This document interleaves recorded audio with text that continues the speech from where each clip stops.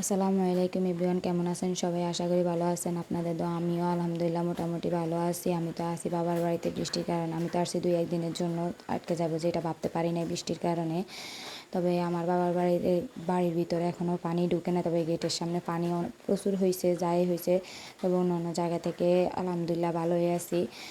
তো আপনার 2 দিন যে রোদ উঠছে, রোদের কারণে পানিটা টান ধরছে। বাট কালকে রাতে অনেক বৃষ্টি হয়েছে, সকালে উঠে দেখি একটু পানিটা বাড়তেছে দেখতেছি।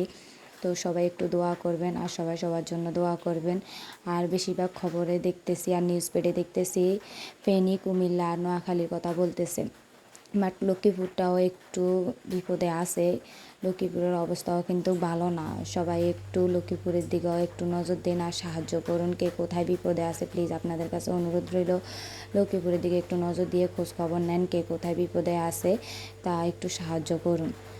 তো আমার ব্লগটাকে কোথায় থেকে দেখছেন তাও কিন্তু কমেন্ট করে জানাবেন।